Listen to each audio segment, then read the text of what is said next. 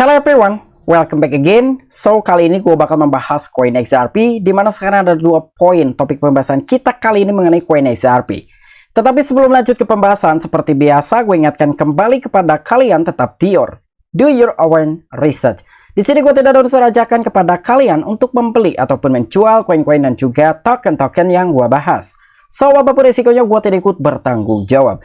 Oke, jadi pembahasan kali ini mengenai koin XRP di mana ada 2 poin. Poin yang pertama katanya nih ada salah satu mantan direkturnya Ripple telah mendesak terhadap negara El Salvador yang telah melegal tenderkan Bitcoin sebagai mata uang yang sah. Bahwa menurut mantan direktur Ripple tersebut yang bernama Matt Hamilton, dia mendorong supaya negara El Salvador itu menggantikan mata uang yang sah itu jangan Bitcoin tetapi menggunakan XRP. Apakah mungkin suatu saat nanti XRP akan menjadi kandidat untuk mata uang yang sah di negara El Salvador? Dan untuk di poin yang kedua adanya suatu kemitraan nih dengan salah satu sektor perbankan di negara Hong Kong ataupun Taiwan. Nah, jadi ini sangat menarik sekali untuk kita bahas. Tetapi sebelum lanjut ke pembahasan, di sini gue ucapkan banyak-banyak terima kasih kepada kalian yang selalu support channel ini. Dan yang baru mampir atau yang baru menemukan channel ini, silahkan subscribe terlebih dahulu. Walaupun di sini gue tidak memaksa kalian untuk subscribe channel ini.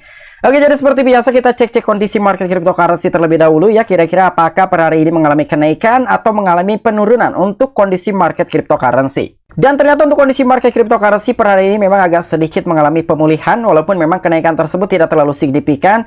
Dan mengenai market cap industri cryptocurrency secara global pun mengalami kenaikan sekitar 1,38%. Dan sampai dengan sejauh ini ya masih bertahan di 1,1 triliun US dollar untuk market cap industri cryptocurrency secara global. Dan selain itu di sini ya untuk Bitcoin mengalami kenaikan di atas 1%, ada juga Ethereum hampir 2%, dan beberapa altcoin pun sama. Termasuk dari koin XRP yang akan menjadi pembahasan kita kali ini, dia pun mengalami kenaikan sekitar 0,10% dan dalam 1 minggu terakhir 9%-an. Wow. Oke, jadi untuk informasi lebih lengkap dan lebih lanjutnya seperti apa, so gak perlu banyak basa-basi, kita langsung saja masuk ke sumber informasinya. Oke, untuk informasi yang pertama di mana di sini ada salah satu media yaitu YouToday yang telah memberikan suatu informasi terkait koin XRP. Nah, jadi kurang lebih informasinya adalah mantan direktur Ripple telah mendesak El Salvador untuk beralih ke XRP. Wow. Jadi ini sangat-sangat horor sekali gitu ya. Di sini mantan loh ya. Ini bukan pejabat tetapi dia sudah menjadi mantan. Dulu mungkin dia menjabat sebagai direktur di Ripple.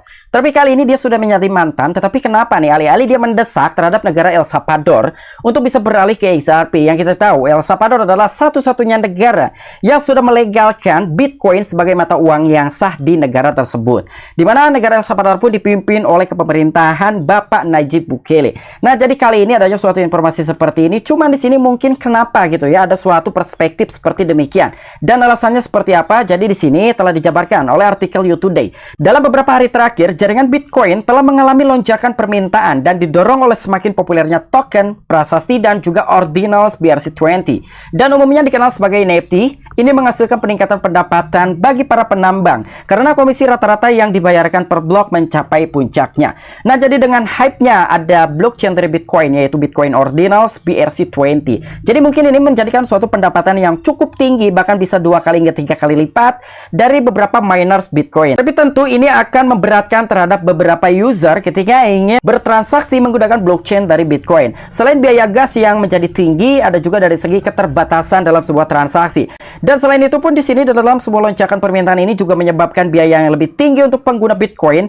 Dan bahkan di sini pun ada salah seorang jurnalis yang bernama Max Romero. Baru-baru ini selama penarikan tunai di El Salvador, satu orang dikenakan biaya $20 untuk penarikan $100, dan biaya yang signifikan di negara menjadi gaji rata-rata adalah $300 hingga $350.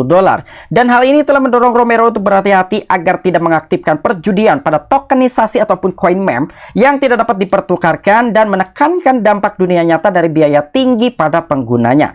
Nah, jadi di sini pun ada salah satu pengamat gitu ya ataupun jurnalis yang bernama Max Romero yang berasal dari negara El Salvador. Jadi dengan adanya suatu kebatasan transaksi di jaringannya blockchain ya dari Bitcoin Ordinals ataupun BRC20, jadi di sini juga dia telah mengambil suatu tindakan gitu ataupun membuat pernyataan bahwa dengan penarikan sekitar $100 itu akan dikenakan biaya $20. Sementara gaji rata-rata karyawan di negara El Salvador hanya 300 hingga 350 US dollar per bulan.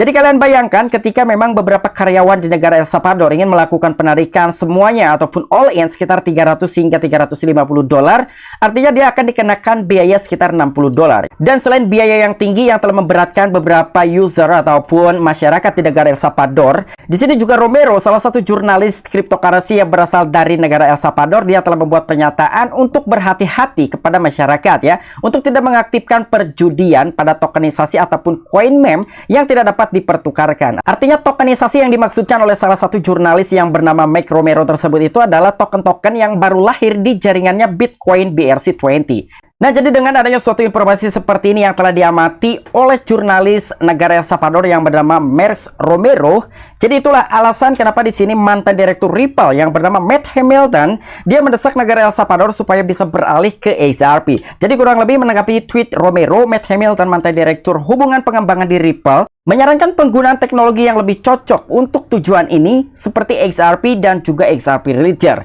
Dan dia berpendapat bahwa kesal dengan keterbatasan Bitcoin dan juga penggunaannya yang meluas tidak membantu siapapun.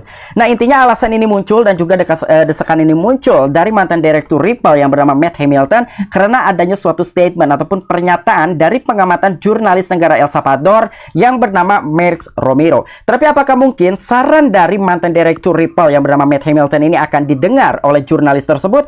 Intinya sampai dengan sejauh ini saran dari mantan direktur Ripple yang bernama Matt Hamilton belum mendapatkan respon sama sekali, baik dari jurnalis Mike Romero ataupun dari kepemerintahan negara El Salvador yang bernama Nayib Bukele. Dan untuk informasi selanjutnya mengenai kemitraan. Nah, jadi kurang lebih informasinya adalah Ripple telah mencatat kemitraan CBDC utama lainnya di Asia. Wow. Jadi memang target utama dari kemitraan ataupun kerjasama yang telah dicari oleh perusahaan Ripple ini adalah sektor perbankan. Dan sekarang pun adanya suatu kemitraan baru dari negara bagian Asia. Jadi sekali lagi, Ripple akan mendemonstrasikan peluang tokenisasi untuk mata uang digital bank sentral ataupun CBDC, synthetic on-chain di real estate dan juga protokol pinjam-meminjam yang terdesentralisasi. Oke, jadi di sini mungkin dari salah satu sektor perbankan dengan kita semua pun tidak terlalu asing. Ketika memang dari perbankan tersebut itu pasti ada yang namanya product lending ataupun pinjam-meminjam. Tapi kali ini pinjam-meminjam tersebut itu akan menggunakan blockchain karena tujuan Ripple sendiri akan mendemonstrasikan ataupun merevolusi gitu ya untuk menjadikan suatu tokenisasi dalam mata uang digital bank sentral ataupun CBDC. Dan selain itu di sini juga untuk synthetic on-chain di real estate dan juga protokol pinjam-meminjam yang terdesentralisasi. Jadi memang akan dibuat seterpusat mungkin gitu ya. Nah, jadi kurang lebih seperti ini. Ini intinya dari Ripple sendiri ingin merevolusi dari sektor perbankan supaya memang dari CBDC ataupun program tersebut ini bisa berkembang dan juga berjalan dengan baik. Dan selain itu ternyata Ripple bekerja sama dengan Fubon Bank untuk program percontohan EHKD. Dan menurut pengumuman resmi yang telah dibagikan oleh Emi Yoshikawa, kepala Web3 dan juga kripto di Ripple, perusahaan tersebut telah menjalin kerjasama teknis jangka panjang dengan Fubon Bank, perusahaan fintech utama untuk berbasis di Taiwan. Nah, jadi ternyata kemitraan tersebut bukan hanya sementara aja, tetapi untuk long term ataupun jangka panjang. Dan ternyata Fubon Bank sendiri pun sebetulnya dia sudah tidak terlalu asing dengan yang namanya digitalisasi. Hanya saja dia ingin merevolusi gitu ya dari digitalisasi tersebut menggunakan blockchain, dan bahkan dia juga ingin menjadikan suatu percontohan dari sektor perbankan lainnya ya, mungkin baik dari Asia, Eropa atau mungkin Amerika Latin. Wow, ini keren banget, salah satu sektor perbankan yang akan mulai menjadi percontohan dari beberapa perbankan-perbankan yang lain yang sudah ada hingga sejauh ini. Nah, jadi dengan adanya suatu kerjasama kedua belah pihak antara Ripple dan juga Fubon Bank, ini akan meningkatkan dalam sebuah harga untuk koin XRP.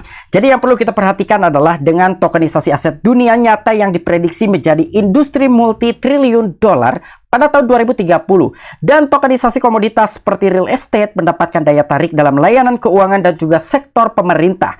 Sebagai kasus penggunaan inti dan kasus penggunaan inovatif Ripple yang menggabungkan EHKD, real estate yang telah dipatok dan juga protokol peminjaman akan berjalan di buku besar pribadi dan juga aman. Dan selain itu dibangun dengan teknologi yang sama dengan buku besar XRP, yaitu XRP Ledger. Nah, jadi disinilah yang katanya XRP bisa menjadi multi-million dollars. Jadi kemungkinan di dalam sebuah market cap-nya gitu ya akan menjadi multi-trillion dollars. Jadi kalian bayangkan ketika memang XRP dari market cap-nya bisa multi-trillion dollars, berapa untuk harga dari satu keping koin XRP? Ya, jadi ini adalah salah satu informasi yang sangat positif sekali dari koin XRP. Walaupun memang ini hanya sekedar kemitraan, tetapi efeknya di masa depan ini akan menyebabkan koin XRP bisa semakin berguna dan akan semakin dikenal luas oleh beberapa masyarakat. Walaupun memang sebelumnya itu dari beberapa masyarakat baik di bagian Asia, Eropa atau Amerika Latin tidak mengenal apa itu XRP, tetapi dengan adanya suatu kemitraan dari Ripple, salah satu perusahaannya, dan juga token native-nya adalah XRP, ini akan menyebabkan adopsi massal untuk koin XRP.